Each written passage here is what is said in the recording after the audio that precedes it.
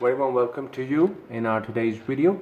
And by this time I believe that you already know whether you are right eye dominant or left eye dominant player, because that is something which is going to determine whether you're going to have a closed stance or a semi-open or an open stance for returning the ball and for receiving the ball to hit your powerful forehand.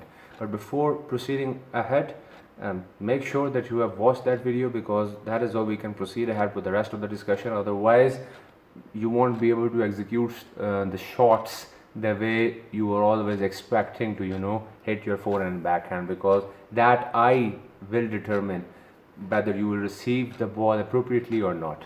But now moving ahead, the other thing or the tip that I'm going to give you in this video is that we generally think as though power is being generated through the arm. Well, that's a big misconception, I will say a big misunderstanding. If you follow the coach, I'm not also teaching you as a professional coach who simply gives tips and tricks to these professional tennis players. I'm a learner just like you, and I have taken so many tips and I take them from online teachers as well as the coaches, through which I do some forehand backhand drills on court. So they told me this thing also, that we tend to think as though we are generating the power through the arm or the shoulder. That is not the case. The power, my dear fellows, is generated through these things. You should know how to transfer the body weight forward, right close to hitting the ball. You have to move your weight forward and then hit the ball. All that weight will be transferred towards the ball, and in this way the ball will move in much more pace compared with you receiving the ball with your foot at the back side. You are tilting towards the back and then returning the ball. Instead of that, if you are moving forward and then hitting a forehand, that is how you are able to transfer more power towards the ball, and in this way it moves faster and reaches the opponent with much more pace and topspin. This is the basic thing that you have to keep in mind, but it will gradually come. It's not something that you can develop within a day or within an hour of practice. This thing takes time.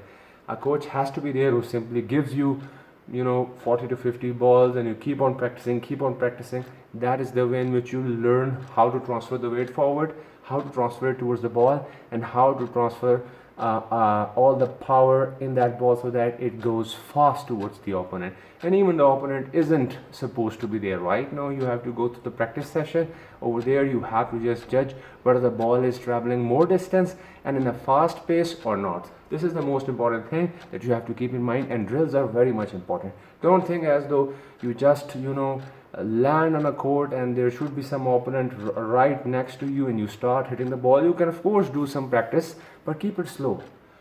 Try to focus more on drills. The more drills you do, the more hitting you do with the basket, with someone feeding you, be it a machine or a person or anything. Even you can simply use your left hand and then hit the ball. That is also going to help you to determine whether you are hitting the right way or not. And the more practice you do, as I already told you after reading the book Atomic Habits by James Clear, the more automated the action, the more creative your mind will become, because you will set your mind free to think and to come up with strategies.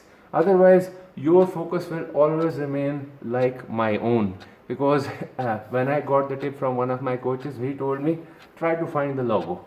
Try to find the logo on the ball. That is the way in which you're going to keep your eyes towards the ball. Otherwise what happens?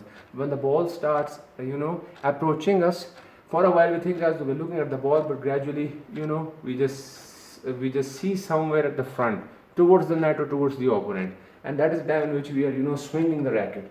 We are not realizing as though whether we are actually looking at the ball at the point of impact or not, which is the most critical and crucial moment in which our eyes should be there at the ball.